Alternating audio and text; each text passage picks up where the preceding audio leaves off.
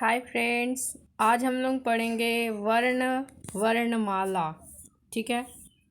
वर्ण वैसा है उस ध्वनि को कहते हैं जिसके टुकड़े नहीं किए जा सकते।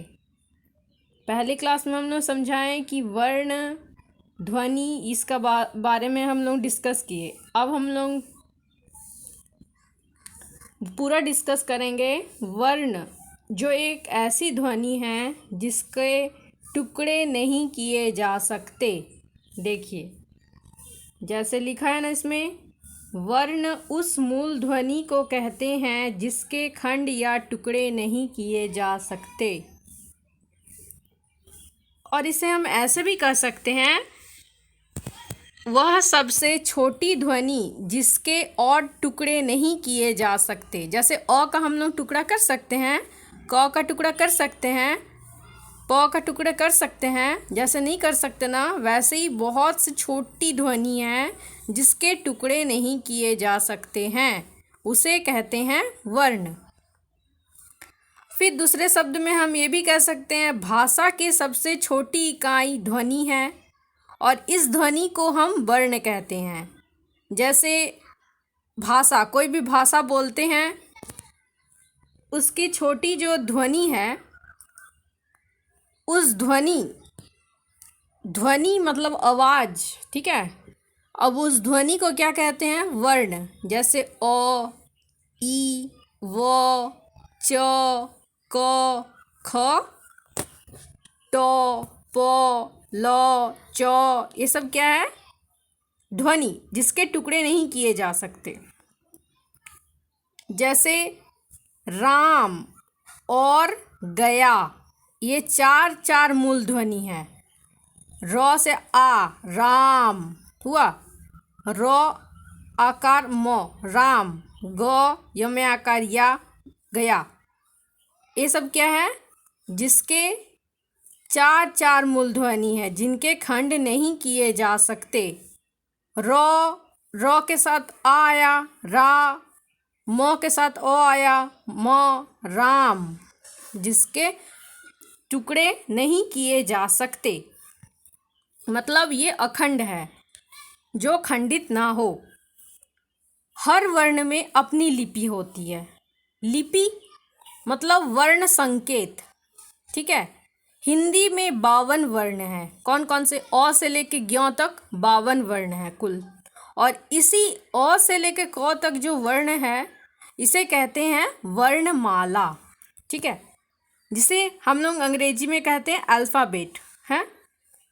किसी भाषा के समस्त वर्णों के समूह को वर्णमाला कहते हैं। सब एक साथ है ना, इसीलिए समूह, जिसे वर्णमाला कहते हैं। जैसे हिंदी की अपनी वर्णमाला है अ से ज्ञ तक, अंग्रेजी का अपना वर्णमाला है ए से जेड तक। ये सब क्या है? वर्णमाला।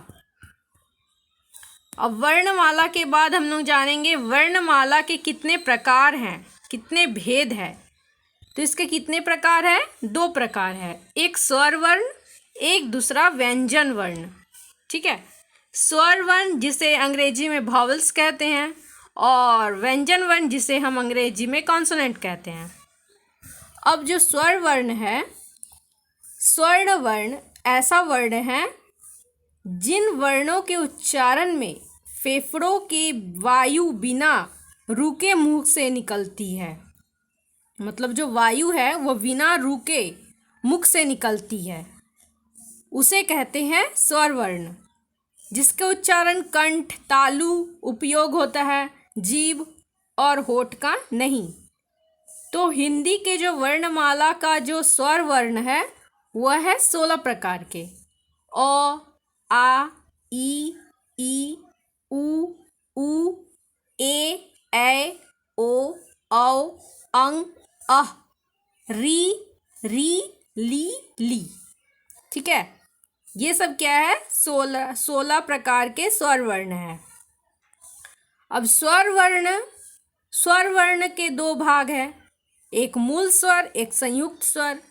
देखिए, हम लोग जैसे समझेंगे, शॉर्टकट में समझते हैं। मूल स्वर जो है, ओ है, आ है, ई है, ऊ है, उ ए ओ। अब संयुक्त स्वर जैसे कैसे हुआ, ए कैसे बना, ए और ओ, ये दोनों को मिला के ए हुआ, ओ और ओ, इससे क्या हुआ, औ हुआ। ठीक है, जैसे क और ओ, को हुआ, इस प्रकार से। अब मूल स्वर में 3 भेद है, ह्रस्व स्वर, दीर्घ स्वर, प्लुत स्वर। ह्रस्व स्वर में क्या है, जिसमें कि अ, आ, उ, री, ये सब क्या है, ह्रस्व स्वर है। और दीर्घ स्वर आ, जैसे बोलने में बहुत समय लग रहा है ना, आ, ई, उ, ए, ओ, औ। ठीक है। अब दीर्घ स्वर जो है ना, वो 2 शब्द के योग से बनता है, 2 शब्द के योग से, नॉट वर्ण, शब्द। अ और ओ, दोनों अ मिला के क्या हुआ, आ हुआ। दोनों ई मिला के ई हुआ। दोनों ऊ मिला के ऊ हुआ, मतलब दीर्घ स्वर है ये। ठीक है। और प्लुत स्वर क्या है, जैसे ये 3 मात्राओं का समय है, जिसमें 3 मात्राओं का समय लगता है। जैसे कैसे बोलेंगे, जैसे सुनो, राम, ओम, जानो, ये सब क्या है, प्लुत स्वर है। जो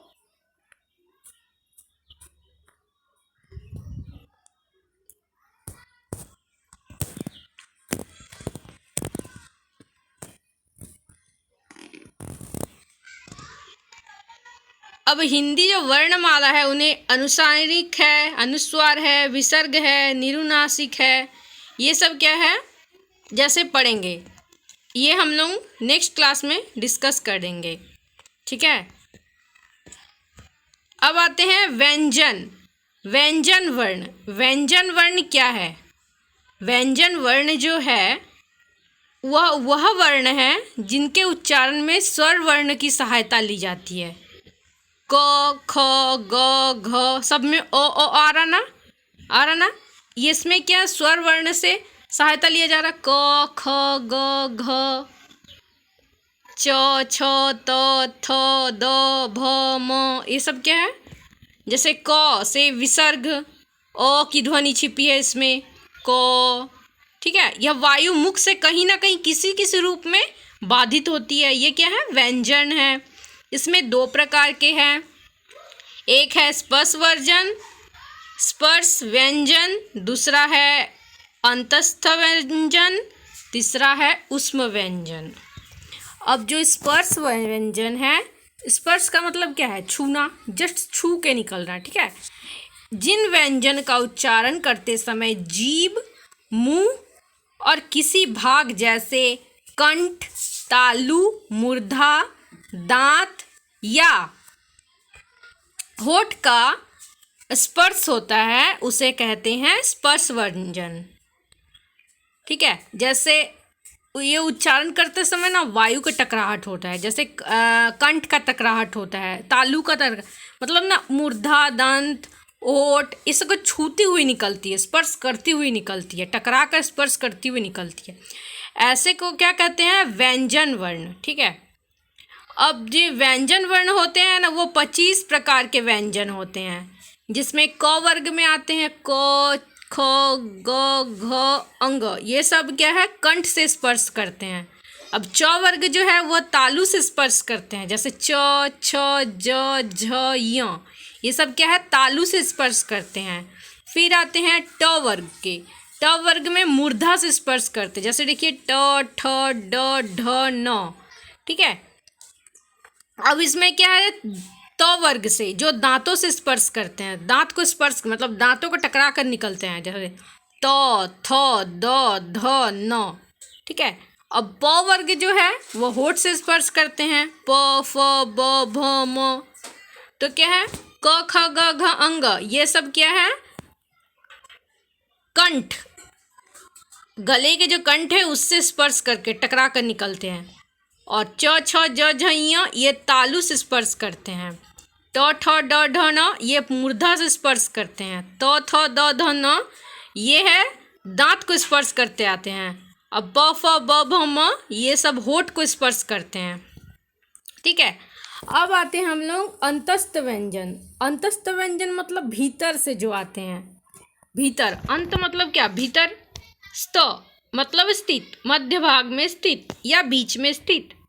जैसे य बीच में है, र, ल, व ये सब क्या है? इनका उच्चारण जीभ, तालु, दांत, होठ ये सब क्या है? परस्पर सटने से होता है। इतना जल्दी सटता है जो समझ में भी नहीं आता है, किंतु कहीं भी स्पर्श नहीं होता। ये सब जो है जीभ, तालु, दांत, होठ से परस्पर सटने से होता है, किंतु यह कभी भी पूर्ण स्पर्श नहीं होता, पूर्ण रूप से नहीं होता, फट से टकरा कर निकल जाता है। अब नेक्स्ट क्या है? उष्म व्यंजन। उष्म मतलब क्या? गर्म।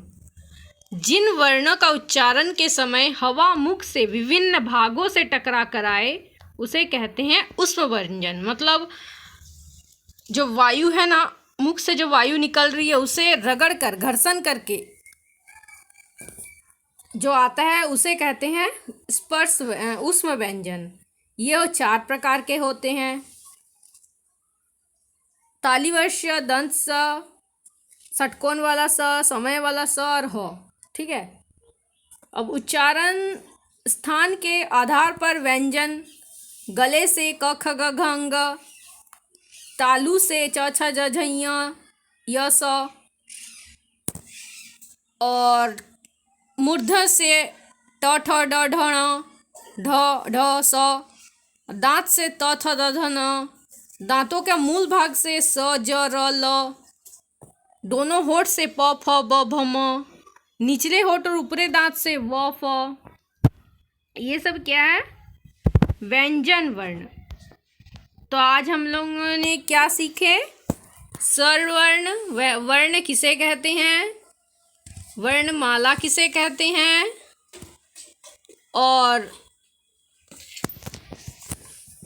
वर्ण के कितने प्रकार हैं? स्वर वर्ण और व्यंजन वर्ण। स्वर वर्ण के कितने प्रकार हैं? ये सब हम लोग सीखे।